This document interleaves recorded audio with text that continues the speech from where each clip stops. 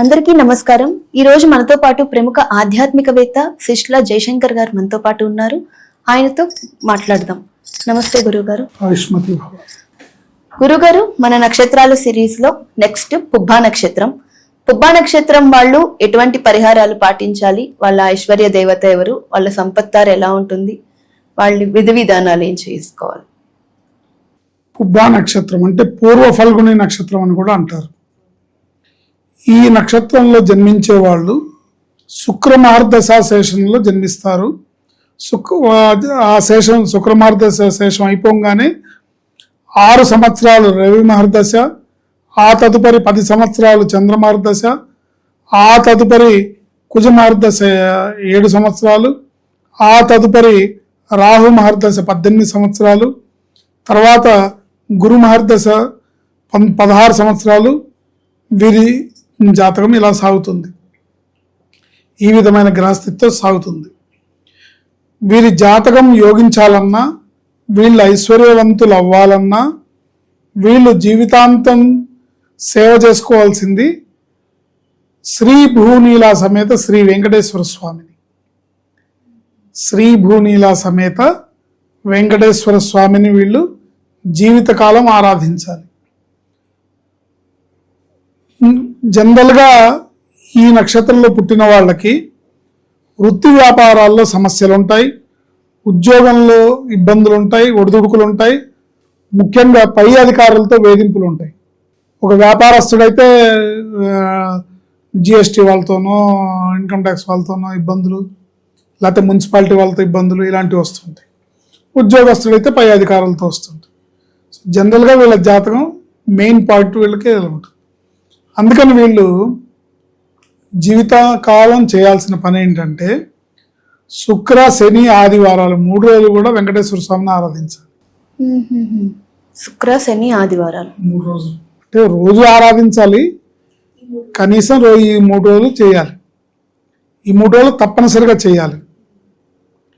శుక్రవారం, శనివారం, ఆదివారం వెంకటేశ్వర స్వామిని చక్కగా పద్మావతి అలివేలు మంగ పద్మావతి అమ్మవారిని, పద్మావతి అమ్మవారేమో శ్రీ పద్మావత్యై వషట్, శ్రీ పద్మావత్యై వషట్ అనే మంత్రంతో 108 సార్లు జపం చేసుకోవాలి అమ్మవారి అనుగ్రహానికి.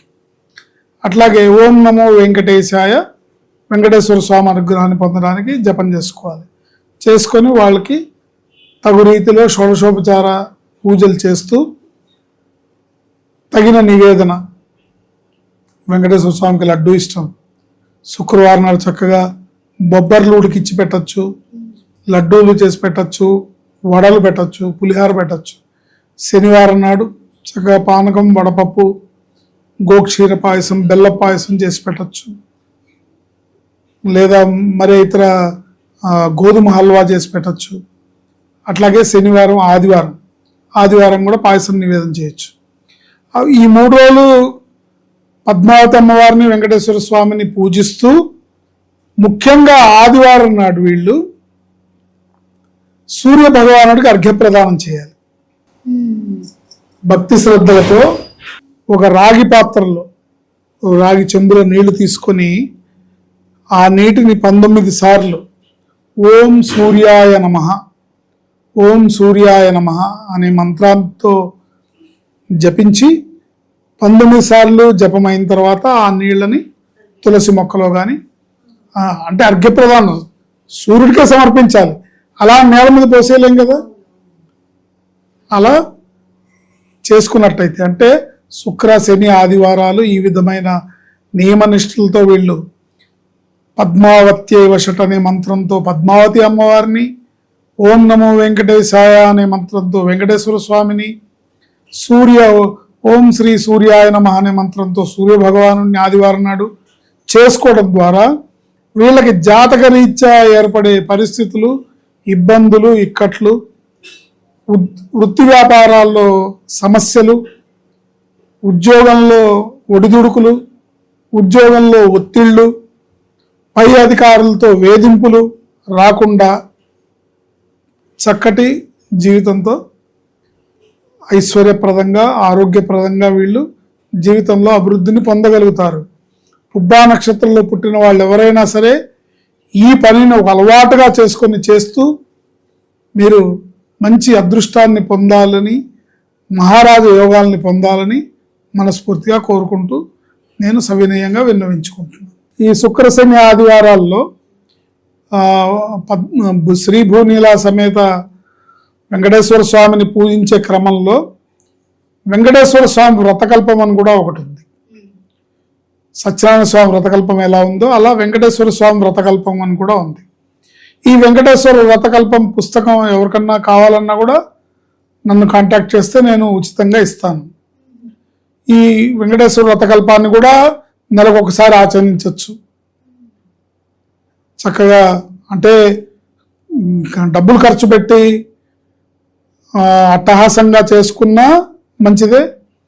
అలా కాకుండా మీకు మీరు కూర్చొని స్వామి దగ్గర పూజ చేసి మండపారాధన చేసుకొని మనసులో నవగ్రహాలని అష్టదిక్పాలకుల్ని ఆహ్వానించి వెంకటేశ్వర స్వామిని శ్రీ భూనీలా సమేత శ్రీనివాస పరబ్రహ్మని ఆహ్వానించి కూర్చొని ఆయనకి వాళ్ళకు పూజలు చేసి అష్టోత్తర శతనామ స్తోత్రాలతో షోడశోపచార పూజలు గావించి ఈ వెంకటేశ్వర స్వామి వ్రతకల్పంలో 5 కథలు ఉంటాయి. ఆ కథలను చెప్పుకొని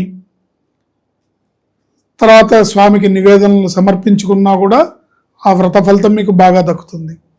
అలా వ్రతాన్ని చేసుకోవడం కూడా ఒక అదృష్టం.